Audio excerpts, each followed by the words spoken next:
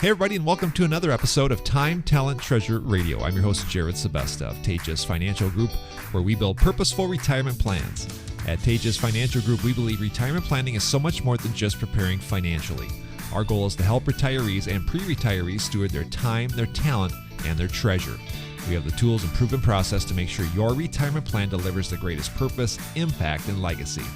If you need help building a purposeful retirement plan specific for your life and your retirement, give us a call. Our number is 320-222-4236.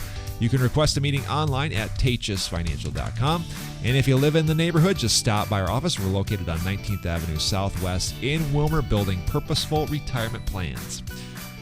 Well, thank you so much for joining us today. Hope you're having a wonderful day so far. We are so excited to announce that we have our annual Fall Kickoff Open House coming up already. This is coming up next week on Thursday, September 14th. Every year we do this. It goes from 5 to 7 p.m. We get the big white tent. And once again, this year we are featuring the Back 40 wood-fired pizza. It's always a massive hit. We're having them back. So expect wood-fired pizza, all you can eat, door prizes, wine, and our famous cupcakes. They're all coming back. If you're a client of the firm and you want to come out, please do so. You are more than welcome to bring a friend. And if you're not a client of our firm and you want to check us out, meet the team, check out our building, talk more, we invite you to come out as well. Again, it is coming up on Thursday, September 14th. That's a week from this coming Thursday, 5 to 7 at our parking lot. You cannot miss it. Right off of 19th Avenue, you will always see the giant white tent out there.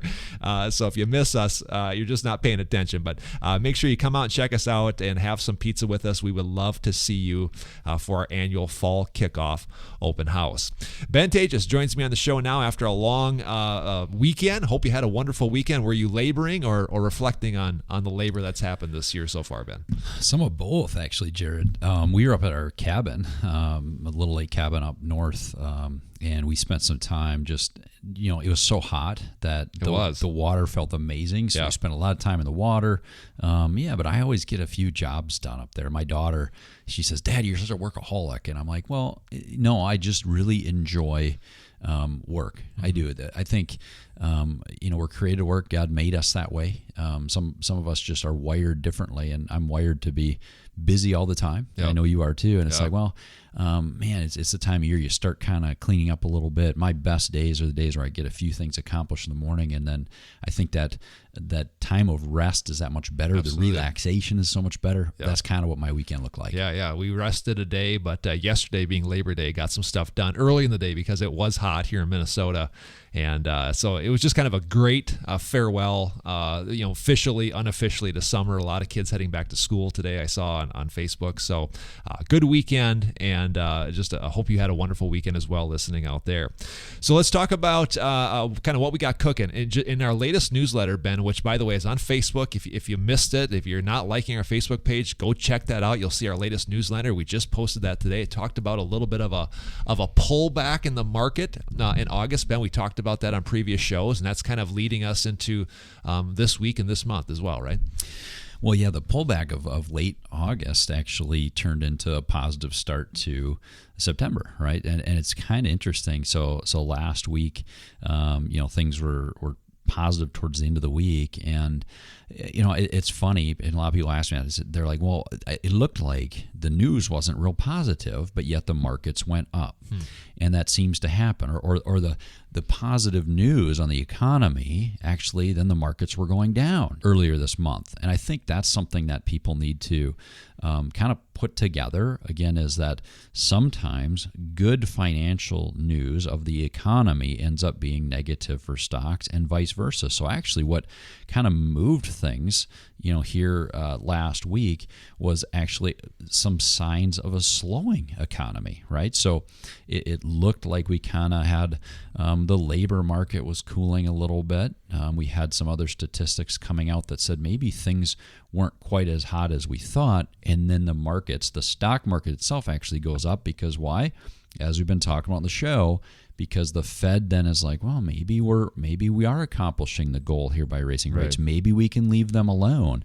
And for the longest time now, the last 6 to 8 months, people are talking about the Fed lowering rates again. And then the market kind of digests that. Well, if the economy looks not looks really poor, then they start to lower rates, and that hopefully will bring the stocks back up. So it's to me, it's such a how do you stay on top of all that? It's just a confusing time, I think, for investors. Again, I think it all comes down to long-term approach, right? And if you are an investor, that's what you should look at it through that lens. It should not be looked at month by month or week by week. That's a saver. Like, we're investors for the long term. I don't want to get into the tactics of what people should be doing right now, but there's, again, a mindset shift to me always kind of comes in alignment with a shift in seasons. We're now kind of transitioning into fall here in the Midwest, and it kind of looks and feels a little bit different. But what should be kind of this? How should people digest this news, and what should they do? You mentioned the long-term approach. What should be kind of the essence of the mindset here as we go into this first part of September? Well, I think control what you can control, Jared. So, I mean, there's things that are way outside of our control, and we see the markets going up, the markets going down. We see the labor markets looking like this and that, and the economy. Well, you can control your own personal economy. And I think towards the end of the year, it's a great time to do some inventory, to do some planning, to think through, okay, we've it's kind of like this time of year tends to be a time where we start looking at different things for our clients that are very specific, because now you have some data on the year. You know kind of about where your income was. If you're a business owner, you kind of got some good projections where you're going to end up before the end of the year. Yep. You can start kind of planning for that. There's a number of other things that we're going to do towards the end of the year that I think really are under your control, that you can make a meaningful difference in your financial picture. We've got a couple of minutes left. Next week, we're going to get more into the tactics. What are you kind of thinking about next week's show as far as what should people be doing here as we wrap up the end of the year?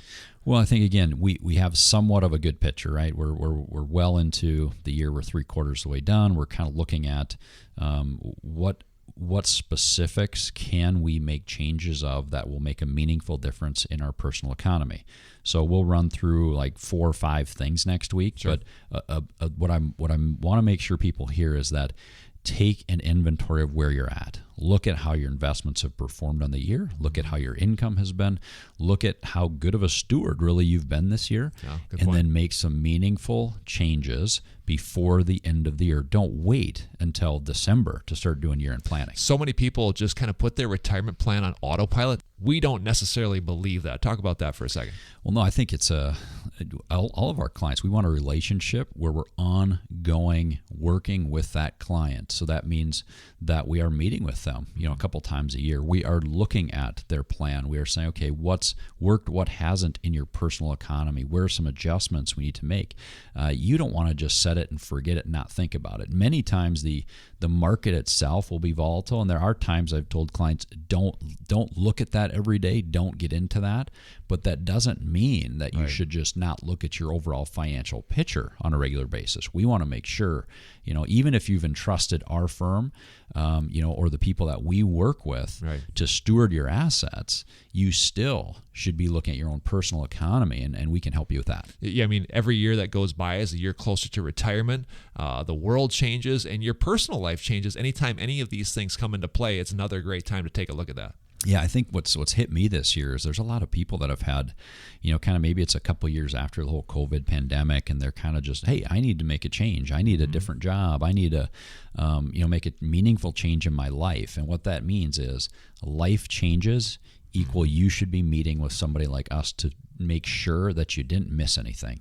I see more people go through life changes in our profession than I think any other profession. I mean, it seems like every time there's a significant change, whether it be a divorce, a job change, a move, you fill in the blank, having a child is going to leave for college. Sure. I mean, all of those things involve work with somebody who has seen it before, and that's where we want to help.